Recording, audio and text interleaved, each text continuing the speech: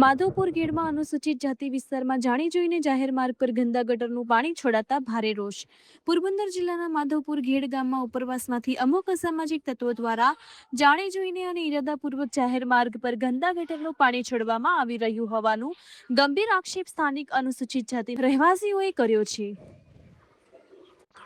વિસ્તાર નીચાણવાળો હોવાથી ગંદુ પાણી ઘરોની સામે ગોઠણ સુધી ભરાઈ રહે છે, જેના કારણે મહિલાઓ, બાળકો, વૃદ્ધો અને શાળાએ જતા વિદ્યાર્થીઓને ભારે હાલાકી ભોગવવી પડે છે. દુર્ગંધ, મચ્છરોના ઉપદ્રવ અને ચેપી રોગચાળાનો ભય દિવસે ને દિવસે વધી રહ્યો છે. જાહેર માર્ગો પર પાણી ભરાઈ રહેતા લોકોનું બહાર નીકળવું પણ મુશ્કેલ બન્યું છે.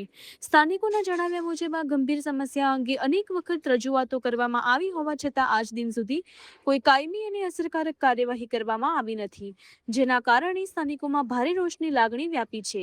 અનુસૂચિત જાતિના રહેવાસીઓએ જિલ્લા કલેક્ટર, જિલ્લા વિકાસ અધિકારી, તાલુકા વિકાસ અધિકારી, ગ્રામ પંચાયત તથા સંબંધિત તમામ વિભાગોને તાત્કાલિક સ્થળ તપાસ કરી જાહેર માર્ગ પર ગંદા ગટરનું પાણી છોડવાની પ્રવૃત્તિ કાયમી ધોરણે બંધ કરાવવા, જવાબદાર તત્વોની ઓળખ કરી તેમની સામે કાયદેસરની કડકમાં કડક કાર્યવાહી કરવા તેમજ ભવિષ્યમાં આવી ઘટના ફરી ન બને તે માટે અસરકારક પગલાં ભરવાની માંગ કરી છે.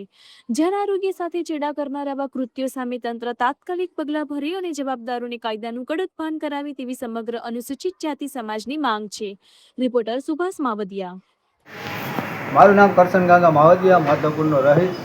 અનુસૂચિત જાતિ વિસ્તારની અંદર કાયમી માટે આ પાણીનો પ્રશ્ન રહી છે અને ઉપરથી ઇરાદાપૂર્વક આ પાણી કાઢવા માટે એટલે તંત્ર કોઈ ધ્યાન દેતું નથી. વારંવાર રજૂઆત કરવા છતાં આ પાણીનું જો અહીંયા ગટર થઈ ગઈ, અહીંયા મસર થઈ ગયા અને